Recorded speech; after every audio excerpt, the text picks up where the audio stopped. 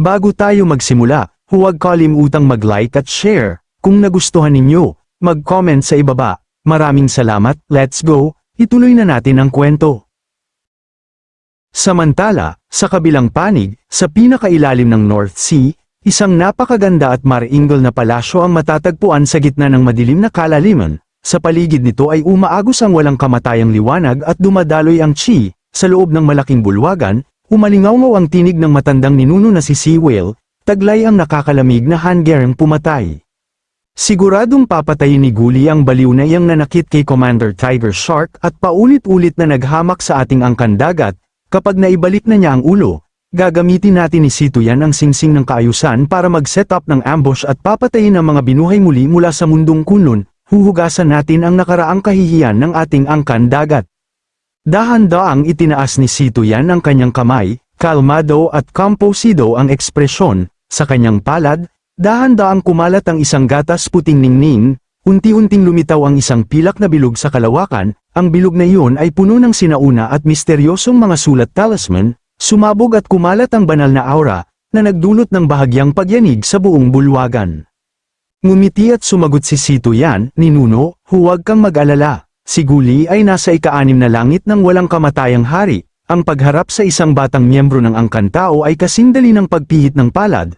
Tumigil siya sandali, pagkatapos ay nagpatuloy, "Kapag nagawa na ito, sa iyo na ang bihi. Ang kapalaran ng kunlun ay sa akin na. Isipin mo na lang na paghihiganti ito sa pananakit niya sa mga general ng iyong angkan dagat." Sa sandaling yun, may dumagundong na putok, biglang sumabog ang pangunahing pinto ng palasyo, nagpalipad ng mga labi at alikabok, sabay na nagbago ang ekspresyon ni Situyan at ng matandang ninunong Sea Whale. Habang unti-unting kumalma ang alikabok, dahan-daang lumabas ang isang figura. Nakatayo si Ye Junlin na nakapamaywang ang mga kamay sa likod. Malamig na parang yelo ang tingin, lihim na nagbabalak laban sa mundong kunlun at gusto pa akong patayin. Tunay na hindi maliit ang iyong kapangahasan. Nang makita ito, nanlaki ang mga mata ni Situyan, habang bakas sa kanyang mukha ang matinding pagkagulat. Sa sandaling yun, humakbang si Li Wuji, may hawak na espada, mapagmataas ang ekspresyon, magkasama silang pumasok sa bulwagan ng angkan dagat, na ikinabigla ng lahat ng naroroon. Bago pa man makapagsalita si Situyan, nagwagayway ng kamay si Li Wuji at may inihagis. May isang ulo na gumulong sa harapan ni Situyan, iyon ang ulo ni Gully. Malamig na tumawa si Li Wuji, "Ito ang asong ipinadala mo para patayin ang aking Panginoon." Habang nakatulala pa si Situyan sa sendak, umalingaw ang malamig na tinig ni Li Wuji sa kanyang tainga. "Ngayong naging hampas lupa na siya sa ilalim ng aking espada, tikman mo rin ang sakit ng pagkawala ng iyong alaga." Agad na nagngalit ang matandang ninunong Sea Whale, pumutok ang kanyang nakapapasong aura, na nagdulot ng malakas na pag-alon sa tubig dagat sa paligid ng bulwagan. Umapaw siya, hanggal na mayabang, "Sino ka ba? Paano ka nang ahas na pumasok sa bulwagan ng aking angkan at patayin pa ang isang sugo ng angkan dagat?" Kasabay nito, isang miyembro ng angkan dagat na nakarinig ng kaguluhan sa labas ay nagmamadaling pumasok. Nang makita niya ang likod ni Ye Junlin, agad na namutla at hindi mapigil ang nanginginig ang kanyang katawan. Itinuro niya si Ye Junlin at dahan-daang binigkas ang bawat salita. "Siya yun, ninuno, siya yun, siya ang nanakit sa akin at pumatay sa hindi mabilang nating mga kapatid sa angkan dagat. Siya si Ye Junlin ng Xuantian Sect." Walang ekspresyon si Ye Junlin at malamig na sinabi, "Ang Sea Clan ay umaasa sa singsing ng kaayusan para nakawin ang kapalaran. Ang angkan dagat ay umaasa sa lihim na kaharian para pahabain ang inyong nalalabing hininga. Magkasama ninyong pinatay ang mga cultivator ng kunlun. Talaga bang naniniwala kayong walang makakalaban sa inyo?" Nang marinig ito, lalong lumiit ang mga balintataw ng matandang ninunong Sea Whale at niyanig ang kanyang puso. "Ikaw, paano mo nalaman ang pinakamalalim na lihim ng lihim na kaharian ng angkan dagat?" Sa sandaling yun, may bato ng transmission sa bulwagan na biglang nag-vibrate, pagkatapos ay lumipad diretso kay Ye Junlin, inabot niya ito at sinunggaban, "Nanlalamig ang mga mata, kilalang kilala ko ang maruruming gawain ng inyong dalawang angkan." Lumagutok, pinisil ng kanyang 5 daliri at naduraj ang bato ng transmission. Nagpatuloy si Ye Junlin sa malamig na tinig, "Ngayon, ipaghihiganti ko ang 10,000 cultivator ng kunlun na nagbuwis ng buhay." Kumunat ang noo ng matandang ninunong Sea Whale, unti-unting bumigat ang ekspresyon, "Kung alam mo na ang lahat, huwag mong sisihin ang matanda kong ito kung maging malupit ako." Pagkasabi nito, may kumislap na dugong pulang liwanag sa kanyang mga mata. Itinaas ng matandang ninunong si Whale ang kristal sa kanyang kamay. Ang enerhiya mula sa kanyang buong katawan ay baliw na pumasok dito. Sa isang iglap, hindi mabilang na asul na mga pattern ng formation ang kumislap sa buong bulwagan, at isang dumadagsang lakas dagat ang bumaba tulad ng isang makalangit na karagatan, na pumipigil sa lahat ng direksyon. Inihagis niya ang kanyang ulo at umatungal, lihim na sining ng angkan balina, pumipigil na pagpatay. Boom, bumaba ang isang napakalaking asul na liwanag mula sa itaas, para bang bumagsak ang buong langit at dagat. Sa loob ng halijing liwanag, hindi mabilang na mga sulat talisman ang baliw na umikot, taglay ang napakamapang api at dumudulog na puwersa, direktang pumupukol kay Ye Junlin. Bilang isang walang kamatayang hari ng ikawalong langit, lubos na tiwala ang matandang ninunong si Whale na sapat na ang isang galaw para mapigil ang kanyang kalaban, ngunit sa pagbaba ng asul na sinag, nanatili pa ring nakatayo si Ye Junlin, napakawalang ekspresyon, dahan-dahan niyang itinaas ang kanyang kamay. Dumagundong, may kakilakilabot na alon ng kapangyarihan ang agad na pumutok mula sa kanyang manggas, na naging isang alon ng hangin na sumalpok sa buong kalawakan. Ang pumipigil na asul na sinag ay hindi pa man tuluyang bumababa ay tinamaan at marahas na nayanig. Ang mga pattern ng formation sa itaas ng halijing liwanag ay nagsimulang pumutok at mabasag, ang mga sulat talisman ng angkan balina ay patuloy na gumuho, at ang liwanag ay pumutok-putok ng marahas. Sa wakas, may malakas na putok, ang buong higanteng halijing liwanag ay sumabog sa himpapawid, ang asul na liwanag ay nagkaputol-putol na parang salamin, naging hindi mabilang na mga partikulo ng liwanag na kumalat sa buong bulwagan. Sa sandaling yun, umalingawngaw sa isipan ni Ye Junlin ang pamilyar na tinig ng sistema, nakita na ang host ay inaatake ng isang malakas na kaaway na nasa ikawalong langit ng walang kamatayang hari, isinaaktibo ang passive effect na mas malakas sa harap ng lakas, nakakuha ng kultibasyon sa ikasyam na langit ng walang kamatayang hari. Boom, ang aura sa paligid ni Ye Junlin ay agad na sumobrang lakas. Ang presyon ng isang walang kamatayang hari sa rurok na yugto ay pumutok, tila isang maikling hakbang na lamang mula sa kaharian ng walang kamatayang emperador. Tumingin siya pababa sa matandang ninunong si Whale, ang kanyang tinig ay kasing lamig ng kapangyarihan ng langit. Umaasa ka sa kaunting natitirang orihinal na enerhiya na yan, nangahasa kang maging ganito kaya bang, sino ang nagbigay sa iyo ng ganyang kapangahasan? Pakiramdam ng matandang ninunong si Whale ay para siyang nasaktan ng kidlat. Nagbago ng husto ang kanyang ekspresyon, puno ng hindi makapaniwala ang mga mata. Pagkatapos ng ilang sandali, bigla siyang tumayo at umatungal ng galit. Ang mga sulat talisman ng aking angkan balina, yan ang susi para patatagin ng matandang ito ang kanyang orihinal na enerhiya at mapanatili ang kanyang buhay. Ikaw, hambog na bata, ninakaw mo ang aking mga sulat talisman, sinira mo ang aking reputasyon, at sinilip mo pa ang aking mga lihim. Ngayon, tiyak na ililibing ko ang iyong bangkay sa ilalim ng dagat upang payapain ang mga kaluluwa ng angkan dagat. Ungol ng matandang ninunong si Whale, patuloy na bumubuo ng mga inkantasyon gamit ang kanyang mga kamay. Boom, walang hanggan na tubig dagat ang nag-ipon mula sa lahat ng direksyon, naging napakalaking mata ng dagat, umiikot na may kakilakilabot na pagbabago-bago ng enerhiya, direktang nilamon si Ye Junlin. Bawat aypoypo ay parang bahaing dragon na lumilitaw mula sa dagat, taglay ang mapang epang presyon, mariing bumabagtas diretso sa kanya.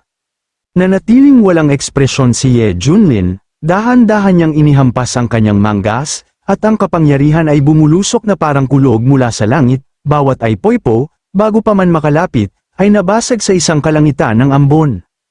Malamig niyang sinabi, isa kang dating sopeng sinauna, umaasa sa asensya ng buhay ng angkan dagat mula sa lihim na kaharian para pahabain ang iyong nalalabing hininga. Sa totoo lang, hindi ka nang ahas gamitin ang iyong buong lakas. Kapag pinilit mong pumutok, magkakawatak-watak ang iyong kaluluwa at maglalaho ang iyong espiritu. Gayunpaman, nang ahas ka pang magmagaling sa harapan ko.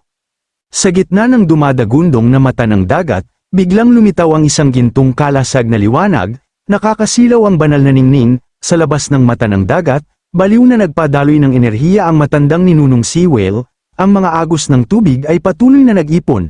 Dumadaloy sa formation, napapitlag niyang ungol. Anong klaseng halimaw ka? Alam mo rin pala ang isang lihim na ganito kalaki, hindi matanggap ng matandang ito. Ngunit sa sandaling yun, biglang nawala ang kalasag ng liwanag sa loob ng dagat, at sa sumunod na sandali, lumitaw ang figura ni Ye Junlin sa tabi ng matandang ninunong sea whale na parang multo, isang kamay ang direktang humawak sa leeg ng kalaban. Malamig ang mga mata ni Ye Junlin, ang kanyang tinig ay parang 10,000 taong gulang na yelo, sa harapan ko, ang iyong sinaunang pinagmulan at pinalawig na nalalabing hininga ay walang halaga. Isang miyembro ng angkan dagat na nakakita ng eksenang ito ay napasigaw sa takot, napakasindak ng nakapapasong aura na ito, ang ninuno ay nasupil niya gamit ang isang kamay, tiyak na hindi tayo katapat niya. Ang haring dagat na nakatayo sa tabi ay namutla rin at nanginginig na nagsabi, paano ito mangyayari? Napakabata pa ng maliit na ito ngunit taglay na ang ganyang. Bawat hibla ng supremong asensya at kapalaran ay patuloy na sinisipsip nito. Hawak ni Sito Yan ang singsing ng kaayusan, puno ng kasakiman at panatiko ang mga mata. Ngumisi siya at sinabi, tamang-tama, ang supremong asensya ng matandang ninunong sea whale, kasama ang kapalaran at mga sulat talisman sa katawan ni Ye Junlin, ay sapat na para makapagpabago ako ng antas. Sa gayon, aanihin ko ang mga pakinabang ng walang kahirap-hirap, isang batong pumapatay ng 2 ibon. Biglang nagdilim ang mukha ni Ye Junlin, tiningnan niya ang matandang ninunong sea whale sa kanyang kamay at lihim na nag-isip, ang pag-iingat sa kanyang buhay ay makapagpapasakop sa akin ng angkan dagat at mapipigil si Sito Yan, ang pagpatay sa kanya ay walang silbi. Sa isip na ito, malamig siyang sumigaw, tinulungan mo ang kasamaan, nakipagsabwatan sa Sea Clan, pinatay mo ang hindi mabilang na inosenteng cultivator ng aking mundong kunlon. Sa mga salitang yon, biglang kumislap ang kanyang tingin sa sulok ng bulwagan kung saan lihim na nagtatago si Sito Yan, at ikaw, huwag mong isiping sa pagtatago sa dilim ay makakaupo ka ng panooran ang mga pakinabang. Nagbago ng husto ang ekspresyon ni Sito Yan, niyanig ang kanyang puso, pagkatapos ay napapikit siya at umatungal, kung wala ng takas, kukunin ko na lang ang iyong mga sulat talisman sa iyong dugo at asensya, ang kagalang-galang na ito, umaasa sa singsing ng kaayusan, ay sapat na makakadurog sa iyo. Baliw niyang inaktibo ang singsing ng kaayusan, humuham, ang singsing ng kaayusan ay lumutang sa himpapawid, mga singsing ng gintong banal na liwanag na kumakalat sa buong bulwagan, na bumabalot sa buong nakapaligid na espasyo, sa loob ng nasasakupang yun, isang napakalaking gintong kamay ang dahan-daang nagkatotoo. Ang 5 daliri nito ay tila hinubog mula sa batas ng makalangit na landas, hindi mabilang na maayos na mga sulat talisman ang walang tigil na umiikot sa paligid nito, pinupuno ang buong kalawakan ng isang pakiramdam ng kamahalan at nakakasakal na pang-aapi. Lalong lumamig ang mga mata ni Ye Junlin, walang pakialam siyang kumawag ng kamay, naglabas ng isang guhit ng kapangyarihan, may malakas na putok, direktang tumama ang kapangyarihan sa napakalaking gintong kamay, sa isang iglap, ang buong kamay ay gumuho, hindi mabilang na mga sulat talisman ang sumasabog sa himpapawid. Nanginginig ang buong katawan ni Sito Yan, direkta siyang dumura ng isang buong bibig ng sariwang dugo, ang kanyang katawan ay marahas na umurong pabalik. Malamig na sinabi ni Ye Junlin, gumagamit ka ng mababang paraan para nakawin ang kapalaran at saktan ang mga cultivator. Ngayon, kukunin ko ang supremong kayamanan mong ito, puputulan ko ang mga maling akala ng inyong Sea Clan, at ibabalik ko ang katarungan para sa mga cultivator ng mundong kunlon. Pagkasabi, walang ekspresyon si Ye Junlin habang dahan-daang iniunat ang 2 daliri at marahang tumuro pasulong, sa isang iglap, walang hangganang kapangyarihan ang baliw na nag-ipon mula sa kanyang mga daliri, naging isang nakakasilaw na palasong liwanag, ang baras ng palaso ay damaloy ng liwanag, naglalabas ng matalim na pagsipol na tila gusto nitong tumagos mismo sa kawalan. Ang palasong liwanag ay pamunit sa hangin, napakabilis ng takbo kaya isang anino na lamang ang natira sa pagitan ng langit at lupa. Walang oras si Sito Yan para kumilos bago direktang tumusok sa kanyang dibdib ang palasong liwanag.